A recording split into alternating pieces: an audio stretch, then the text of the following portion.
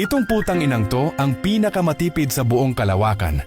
Sa tuwing nag-go-grocery ang putang ina ay palagi yung pinakamura ang binibili niya o di kaya ay yung mga malapit ng mag-expired, kaya nagiging mura na lang. Tapos kapag magbabayad si Jack Cool ay puro kupon at freebies ang binibigay ng putang ina. Aba matindi ka Jack Cool. Madalas tuloy na centavos lang ang binabayad niya dahil sobrang dami niyang discount. Sa water bill niya naman ay sobrang maliit na patak lang ang ginagamit niya. At sinasagad niya palagi yung toothpaste niya hanggang sa huling piga nito. Pati yung putang inang burning incense ay hinahati niya sa tatlo, yung isang piraso sa sobrang pagtitipid niya. Sa pagkain naman ay isang nilagang itlog lang ang kinakain niya. Wala man lang sa 50 pesos ang nagagastos ni Jack Cool araw-araw. Kaya nakaipon na ng 50 million si Jack Cool sa loob ng 25 years. Putang inang yan, 25 years siyang ganyan guys. Pwedeng-pwede na siyang magretiro dahil marami na siyang pera. Pero isang araw bigla na lang namatay ang putang ina. Joke lang guys, bigla siyang nahimatay sa elevator. Nagpa-CTS kanagad ang putang inang Jack Cool na ito at napag-alaman nilang may brain tumor daw si Jack Cool. Pumunta siya sa iba pang hospital para sa second opinion pero parehas lang yung sinabi ng dalawang sumuri sa kanya. Ang malala pa dito ay 3 days na lang daw ang itatagal ng kanyang buhay. At wala na daw lunas doon. Nanlumo ang putang inang bida natin kaya umiyak siya sa libingan ng kanyang mga magulang.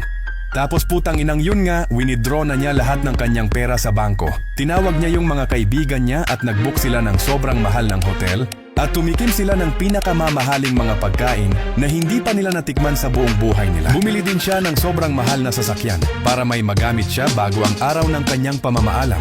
Tapos bumili ang mga putang ina ng sobrang daming mga coins para igastos ito sa laro. Bumili din sila ng maraming sobrang mahal na mga alak at nung di nila ito maubos ay ibinigay lang nila ito sa mga waiter. Nagpagawa na din ng sobrang gandang libingan si Jack Cool para naman daw maayos ang kanyang huling hantungan. Tapos nagpa-facial scrub na din ang putang inang Jack Cool na ito para gwapo din daw siya sa huling araw niya. Dumating na nga yung huling araw ni Jack Cool at handa na siya sa kanyang pamamahinga. Habang kumakain nga siya ay biglang na lang natumba si Jack Cool dahil expired na pala yung kinakain ng putang inang bobong bida natin. Agad-agad naman siyang dinala ng mga kaibigan niya sa hospital. Paggising ng putang ina ay nasa hospital na siya at isang doktor ang bumungad sa kanya. Sinabi sa kanya ng doktor na sinuri daw nila siya ulit at doon na nila nalaman na nahimatay lang siya dahil daw nakain niyang pagkain mga expired na. At wala daw talaga siyang brain tumor dahil food poisoning daw pala talaga ang dahilan ng lahat dahil puro expired na pagkain ang nakain ni Jack Cool. Putang inang yan nang marinig niya ang lahat mula sa doktor ay hindi na niya napigilang mapaiyak dahil nasayang yung 25 years niyang pinag-ipunan dahil naiwaldas na niya lahat ito sa loob lang ng 3 araw. Putang inang yan ang sakit niyan, Jack Cool. Pero mas masakit pa din yung mismo na siya pero wala kang magawa dahil masaya na siya sa iba. Aray ko!